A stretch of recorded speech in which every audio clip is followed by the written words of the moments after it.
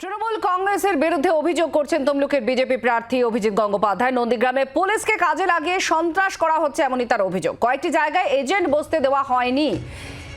অভিজিৎ গঙ্গোপাধ্যায় অভিযোগ করছেন বিজেপির এজেন্ট কয়েকটি জায়গায় বসতে দেওয়া হয়নি। নন্দীগ্রামে পুলিশকে কাজে লাগিয়ে সন্ত্রাসের অভিযোগ তুলছেন।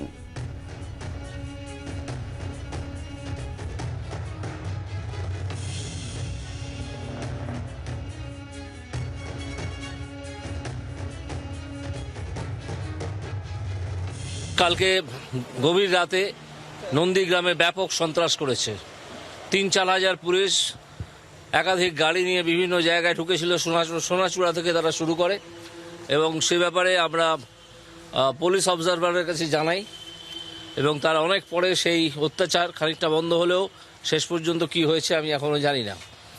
তো এই যে পুলিশি সন্ত্রাস চলেছে সারা রাত, তাতে আমাদের যারা সমর্থক এবং আমাদের যারা পার্টি কর্মী তারা বাড়ি থেকে পালিয়ে মাঠে ঘাটে গিয়ে লুকিয়েছিলেন পুলিশি অত্যাচারে। তো এটা আমি অন্য জায়গায় জানিয়েছি, যেখানে যেখানে জানানোর। এখন আমি যাচ্ছি হলদিয়া, সেখানে শুনছি আমাদের এজেন্টদের বসানোর ব্যাপারে কিছু সমস্যা ওরা তৈরি করবে। কারণ শুভেন্দু নন্দীগ্রামে ওই মমতা ব্যানার্জি না কি একটা নাম, তাকে হারিয়েছিল, সেই জন্যে। হ্যাঁ, আমি আশঙ্কা করছি হ্যাঁ, আমার মনে হচ্ছে শান্তিপূর্ণ হওয়ার সম্ভাবনা কম। বাংলার আওয়াজ, বাঙালির আবেগ, জি 24 ঘন্টা।